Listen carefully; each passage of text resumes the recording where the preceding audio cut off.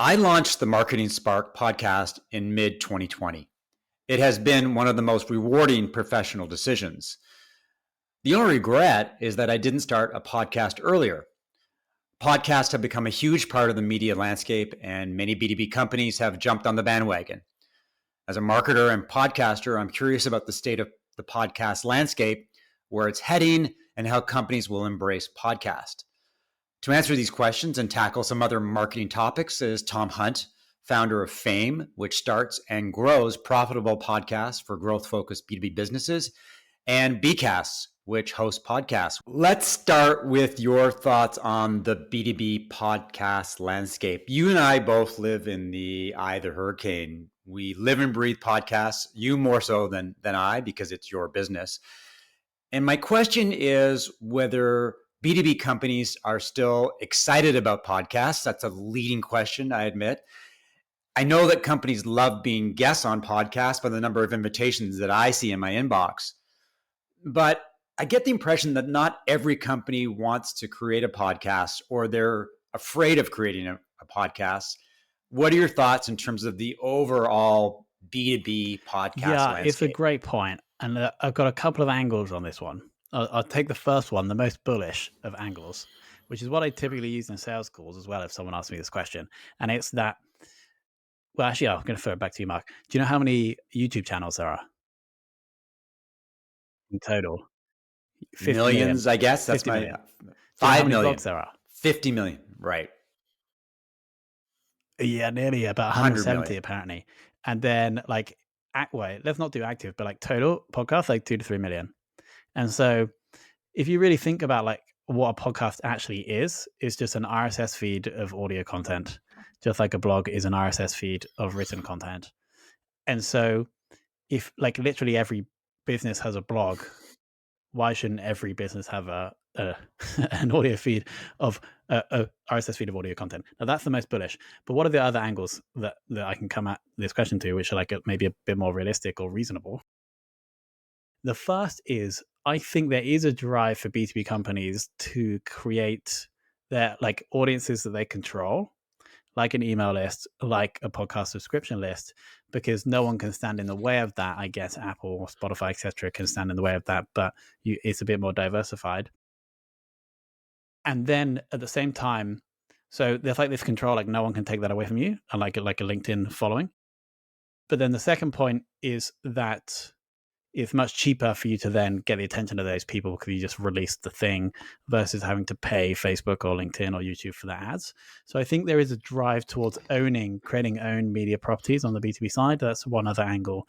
And then actually the biggest benefit, I think, of podcasting isn't necessarily building up the subscriber list or getting the downloads.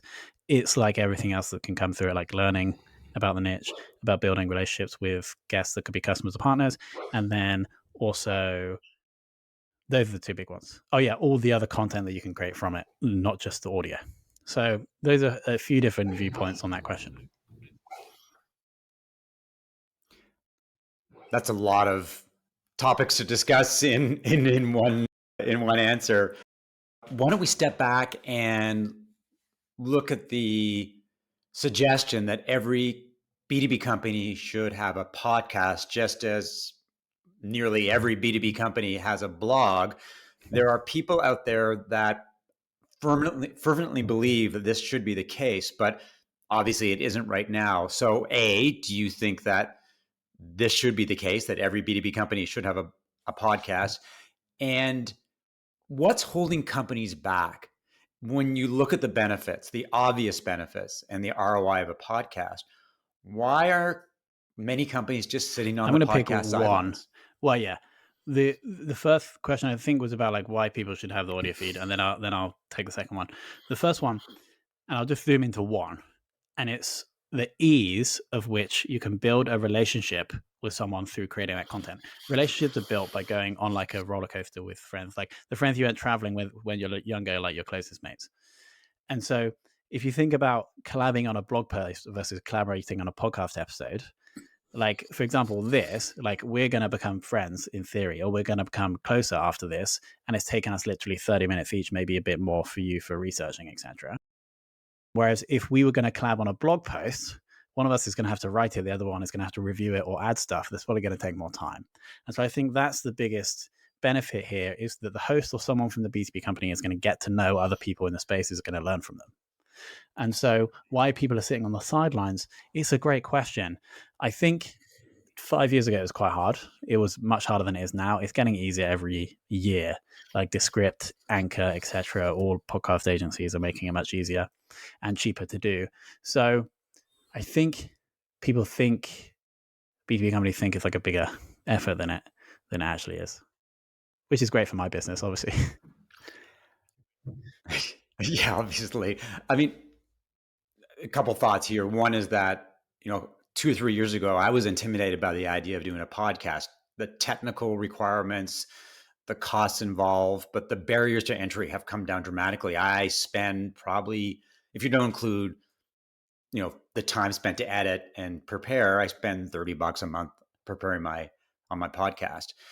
But the other angle is that I think a lot of marketers have a tough time selling a podcast to the CMO or the CEO, because many B2B companies, it's all about data, it's all about KPIs, it's all about metrics.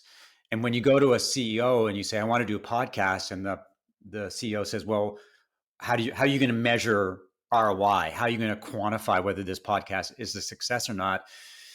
And you could turn, as you say, to number of subscribers, streams, downloads, but that's not the number. So a marketer may say, but it's going to build brand awareness. It's going to help us build relationships. It's going to build trust and affinity. And the CEO is going to go, well, I can't really measure that. So what's your advice to marketers who need to convince a CEO that this is a no-brainer idea? First point, and you did touch upon this. In the short term, we always advise, like, the ROI in the short term probably isn't going to come from the audience. Podcasting is actually not a great way to build an audience. It's a great way to build a better relationship with an existing audience. So if you think you're going to start a podcast, everyone's going to listen, then they're all going to buy your stuff, it's probably unlikely. So what we say is that, let's say we're doing a bi-weekly show. Over 6 months, we're going to build relationships with 12 people, 12 guests. Now, we're not going to pitch them, and they might be ideal customers or they might be ideal partners, but you're going to build those relationships, and you make the guest experience amazing. And then you may expect like one or two of those people to like progress down your sales or partnership funnel. So that's what we typically say, is actually don't look at the listener side for the first 6 months, because if you then get a deal, let's say from the guest side, you can reinvest into the content, make it better, build the audience, increase the likelihood of the ROI on that side. That's the first point. Now, the second point is that the way we're going to get the ROI from the listener side is not by tracking those numbers. It's by adding a free text field on the demo form saying, how did you hear about us? And then over 12 months, if we're doing things right, that should start to happen typically after like 6 months. The third point, and this is something that I've been exploring recently in my own like world of B2B, is that I think there's a new metric that B2B marketers should be tracking, and it's a leading metric to revenue. And I think it's the closest thing you can get to measuring brand. And I'm calling this total targeted impressions. And so this is just the number of impressions that your content is getting every month. Targeted means that from people that ideally could be buyers. And one feed into that metric, I think, is the podcast download. An impression is essentially like them showing that they want to listen to your episode, basically. And so I combine that with like LinkedIn impressions, podcast downloads, impressions on any other social platforms, email opens. And this is a metric that I think is a great thing to measure, to show the goodwill that is building for you in the marketplace. And so podcast downloads would feed into that. So those are the three things I would speak to the CEO about. Those are all great points. But I think one of the tough times, let me step back here. In the B2B world, everybody accepts the reality that content is king, that if you produce insightful, valuable content, that's a good way of building trust, establishing relationships, positioning yourself as the go-to resource in a particular area. And one of the things that I think many CEOs don't understand is that the content from a podcast can be repurposed and reconfigured in lots of different ways. And it can be your content catalyst. It can sit at the core of your content engine. Is that something that you think many business leaders aren't aware of because maybe they're not content people? They overlook the idea that there's a treasure trove of intelligence and insights and content just sitting there waiting to be exploited. Yeah, you are totally right. I would expect. Why do people not realize that? Yeah, I'm not sure.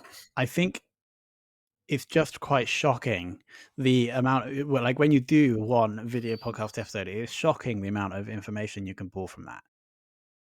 And if you so A, you're going to get a load of information from it, but then B, because you're including someone else in the process of creating it, they're incentivized to share it, right? And so I'm going to bring this back to the third point of my previous answer, where and I didn't actually make this clear, but if we think about total targeted impressions again, like doing the podcast and getting all those video snippets and having someone else incentivized to share your post or comment on your post is going to blow up. Well, it's not going to blow up, but it should increase that total targeted impressions metric over time. I think you're right as to why people are not doing it and don't understand it. I think it's just something that you have to experience. The first time you record this, you realize you get the transcripts and you're like, okay, I could probably have 7 videos from this episode. So yeah, I feel you make a very good point, Mark. The other question I wanted to ask you about podcasting before moving on to other topics is the idea of internal podcasts.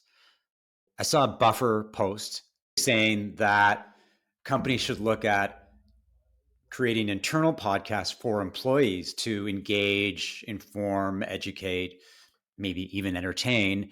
And then I was talking to Steve Schmidt, a very well-known salesperson on LinkedIn, who was talking about the idea of you could use an internal podcast to bring marketing and sales together. The head of marketing and the head of sales can do a mini podcast every week and talk about the things that they're working on and the things that they've achieved.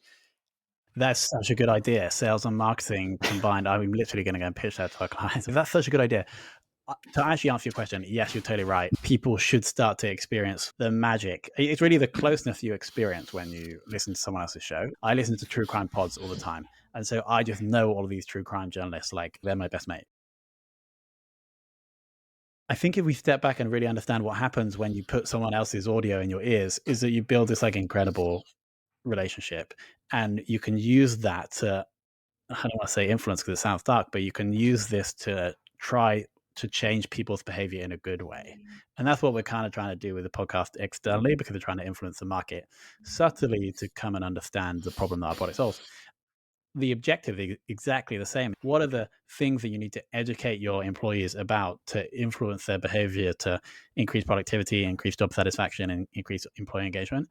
A show, just like it should be part of an external marketing mix, I think should also be part of an internal marketing mix, which is basically internal comms/HR.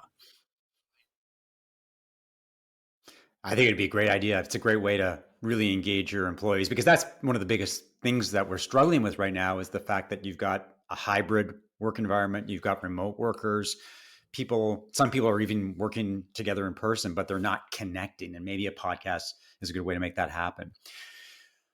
I want to jump around a little bit into some other marketing topics. And to be perfectly transparent, these came from the post that you did on LinkedIn. You, as a podcast guy, obviously this is an area of expertise, but you're also interested or passionate about a lot of different things. So why don't we bounce around, and I'll ask you some questions about some of the things that you talk about, and you can elaborate on some of what you're thinking. You talked about something called interruption-based marketing, which is a term that I hadn't heard before. How is it different or better than other approaches to marketing? Mark, and it's totally understandable that you wouldn't have heard that before because I made it up. Now, so interruption for Fame, the way that like the impact our business has on other B2B companies, I think our like enemy or the opposite of what we do is interruption marketing, which is, and the way I define the difference between interruption marketing and like value add marketing is really the reaction to the ideal buyer as they see the thing. And so let's just take a really obvious example, like a cold Facebook ad that's driving someone that's like getting in the way of someone's feed and driving them to get a demo of your software, even though they've never heard of you before, versus a podcast they've been listening to for half a year. They see a new guest that they're really interested come up on their podcast feed, and they see that and they click on it, right? So this I would say is interruption. This I would say is like value add. And so the screen that I would ask every B2B marketer to look through as they're going to be sending that email, as they're going to publish that ad, as they're going to publish that blog post is, do I think that the reaction to this from my ideal buyer is going to be a positive one or a negative one as I interrupt them with this? So maybe I need to think of a better name, because like technically whatever we send and put in front of our ideal buyer is going to be an interruption, but it's more about the reaction to it. Do they see it as an interruption, or do they see it as something that's going to improve their lives? That's an interesting concept, because there are two kinds of interruptions. One annoys you. You see the ad or the piece of content, it's not relevant, it's not interesting, and in fact, it's distracting and causes you to break down in whatever you're doing at the moment. And the other one is, aha, that's interesting. I'm curious about that, whether it's the title or the content or whatever, and it can completely generate a different reaction immediately. So it's an interesting game to play. And I think you're right. I think a lot of marketers really need to think through what kind of content, what kind of advertising they're putting out there. You talk about CEOs understanding their customers. And if you go through a LinkedIn feed, there are tons of posts about the value of understanding your customers and being empathetic to their needs and interests and talking to them. My take is a lot of it is talk as opposed to walk. Is marketers, in theory, love the idea of talking to customers and prospects, but they don't do it because they're busy or they've got different priorities. But one of the realities of being a CEO, especially as the company's growing, is you get farther and farther away from your customers. When early days, you love your customers and you're the CEO and the chief salesperson. So you have a very intimate relationship with prospects and customers. But as the company grows, you get busy and you do other things and you stop talking to customers. So my question to you is, what are best practices to make sure that CEOs are aligned and connected with customers and prospects? How to make sure that there's not this wall between them because a CEO has other responsibilities? Yeah, I mean, step one is obviously host a podcast. No, I'm joking. That typically isn't necessarily the CEO, but here's a great question, and it did get a good reaction when I posted on LinkedIn, because my view is exactly that I think the CEO needs to be the person in the business that knows the customer the most. And people responding with saying that with bigger companies, it should be like sales, customer success that know that. Now, so I'm still of the belief that the CEO needs to know the customer the better, because they are ultimately making the big decisions that impact like what products are being made and how they're being sold.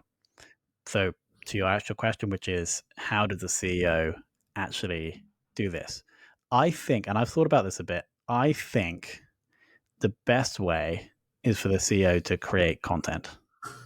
Because when you create, from my life experience, it's pretty limited, but the best way for me to learn is to teach, which is why I write on LinkedIn, which is why I host a podcast. And so they're going to learn about the thing that they're creating content about more as they create it. And then the great thing is that if they're creating it and posting it ideally from their own social profiles themselves, then they are going to see the responses to that content and even get into the comments and interact and really learn from the people that are reacting to the content, which ideally are also the customers.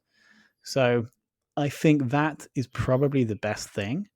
I guess the alternate is for like the CS team to set up calls for the CEO to jump on and ask questions, but I don't know if that's gonna to get the deep enough knowledge that, well, I essentially think that creating content could build deeper knowledge for the CEO, and the benefit there is also that it's going to help grow the company.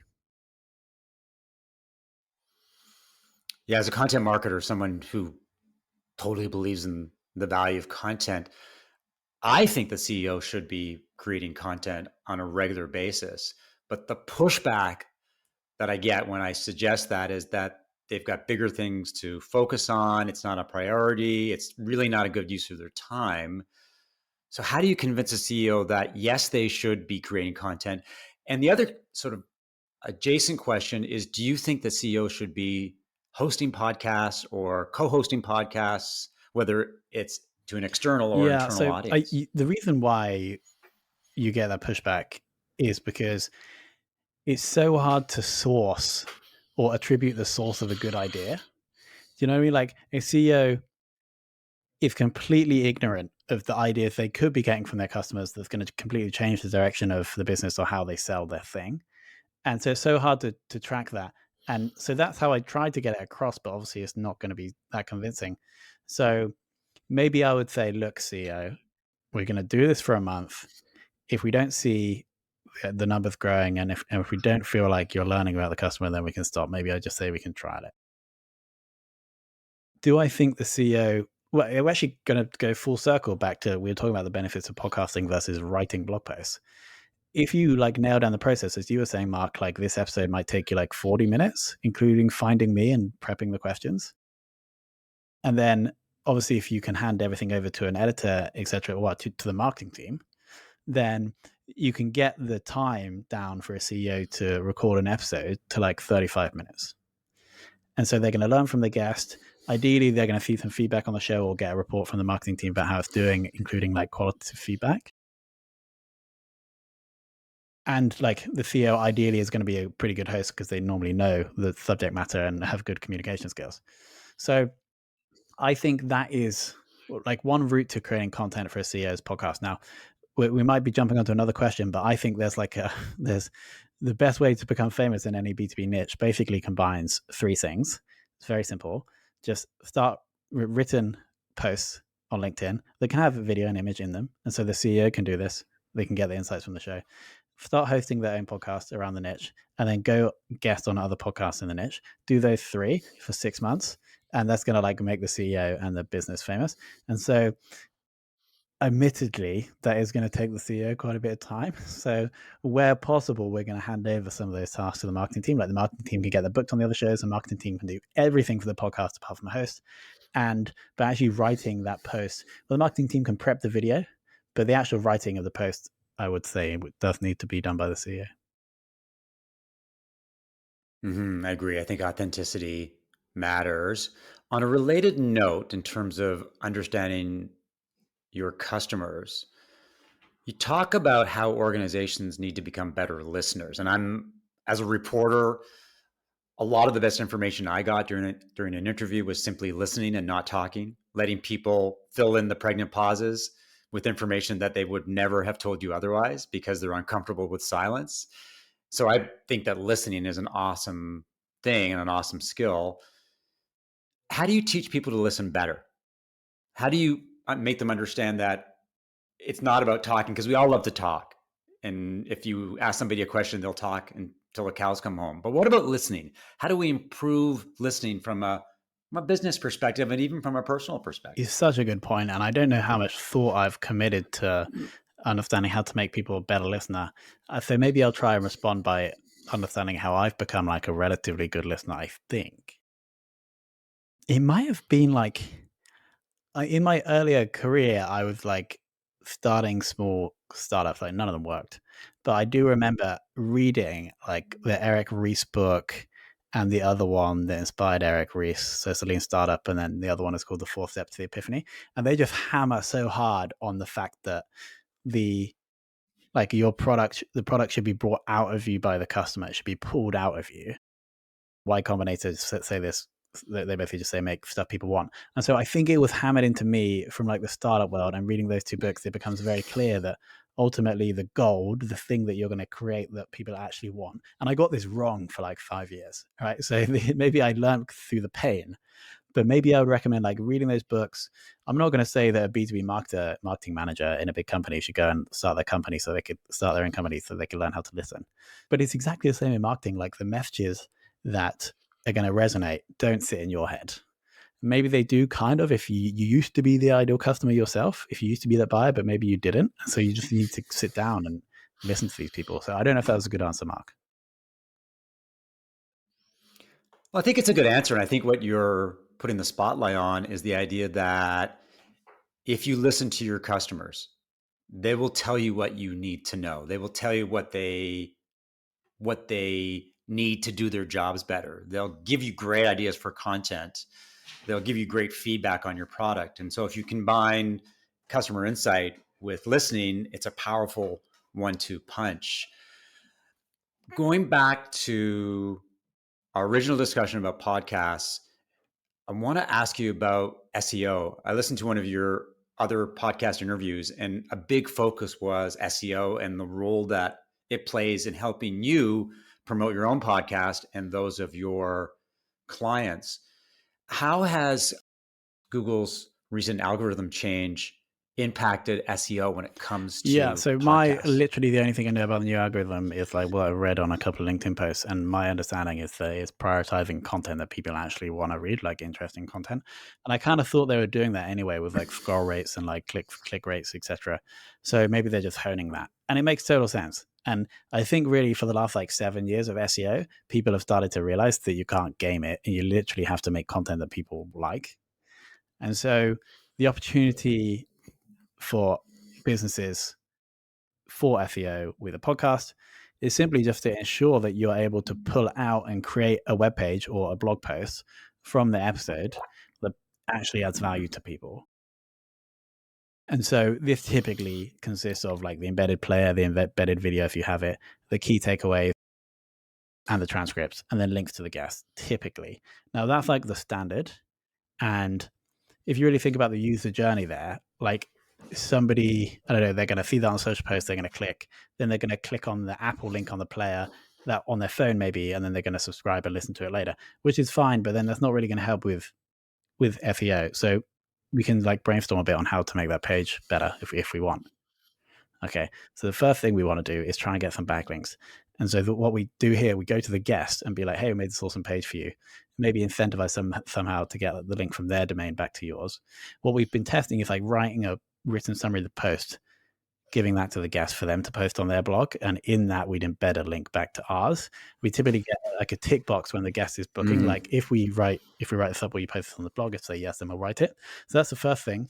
Second thing is maybe I would like take out we haven't tested this yet, but take out the embedded player or video and just link to that at the bottom of the post, and then tell the story of the episode in the blog post. That's something to test.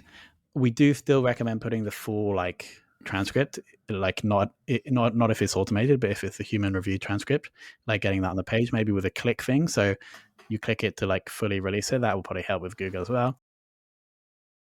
But like to zoom out again, the way you're going to get more organic traffic is by creating information that people actually want. And so if you are able to like pull out good insights in your episode and then communicate them on a web page on your domain, then you should be able to get organic traffic.